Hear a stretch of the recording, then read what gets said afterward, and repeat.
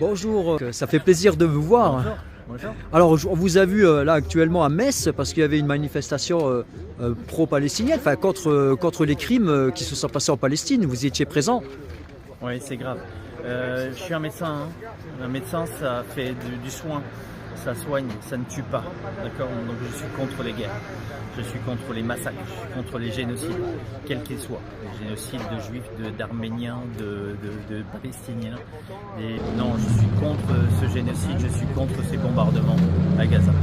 D'autant plus que je suis sûr que Israël va à sa perte. Quoi, Israël.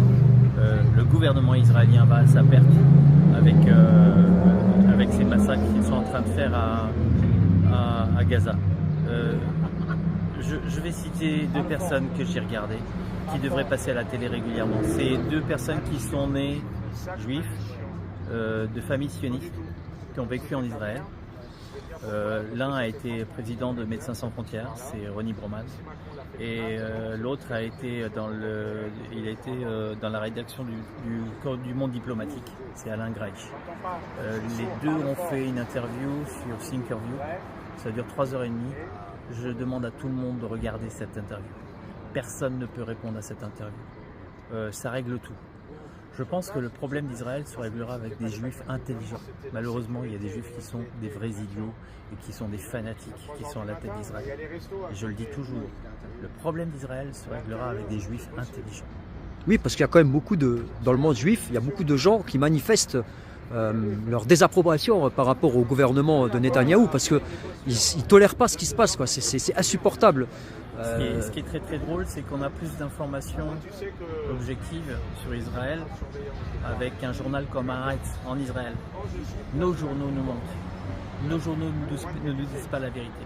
Ou nos journaux nous orientent uniquement sur le 7 octobre et restent fixés sur le 7 octobre. Restent fixés sur soi-disant un génocide israélien. Je peux vous citer le génocide palestinien aussi. Il y avait en 1948 des villages où ils ont rasé toute la population. Ça a été fait par des juifs. D'accord ? Ça a été condamné en Israël. Souvent c'est très très marrant, mais la justice israélienne condamne les terroristes israéliens et condamne les racistes israéliens. Et il y a des racistes dans le gouvernement israélien. Le monde peut-être découvre qu'il y a des racistes en Israël. Peut-être découvre qu'il y a des génocidaires en Israël. Ce n'est pas tous les Israéliens. D'accord ? Je le répète, le problème d'Israël sera réglé par des juifs intelligents. Des personnes comme Ronnie Broman, comme Alain Greich devraient passer beaucoup plus à la télévision. Renseignez-vous, informez-vous. Allez voir des Israéliens, des vrais Israéliens pacifistes qui sont capables de parler pour la paix et qui sont capables de parler pour les deux peuples. En tout cas, je vois que vous êtes quand même très touché par rapport à ce qui se passe. Non, mais c'est grave, je suis touché, c'est normal. Qui défendent l'humain, je me battrai. Vous êtes bien battu aussi par rapport au Covid. Et je me suis battu pour le Covid parce qu'il fallait soigner. Je me suis battu pour qu'on puisse nous laisser faire de la médecine. On a essayé de nous interdire de faire de la médecine. Je me suis battu pour ça. Actuellement, ils essayent encore de me suspendre. Ils auraient dû normalement arrêter toute la procédure. Ils ne l'ont pas arrêté, ils continuent. Alors je ne sais pas pourquoi, parce que peut-être qu'ils ne veulent pas arrêter cette procédure, parce qu'ils ont peur d'avouer qu'ils avaient tort, ou je ne sais pas quoi. Donc on se retrouve encore une fois au niveau du tribunal, mais le tribunal a admis que ma requête en récusation contre le juge Calmès qui voulait absolument me faire condamner. Cette demande en récusation est fondée. Elle a été reconnue encore une fois par la Cour supérieure de justice.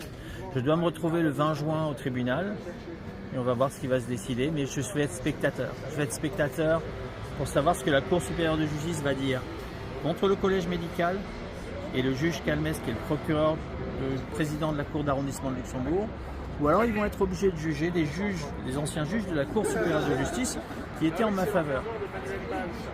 Je vais être spectateur et je vais rigoler. Et je vous assure que je vais rigoler parce que on va les déranger et on les dérange tellement que finalement l'affaire va exploser. C'est ce que j'espère. Une autre chose toute simple, parce que j'explique ce qu'est le Covid. J'aime bien prendre l'exemple du Japon. La première phase de Covid au Japon, avant le vaccin, il y a 4000 morts. D'accord ? Il y a 100 000 morts ici en France.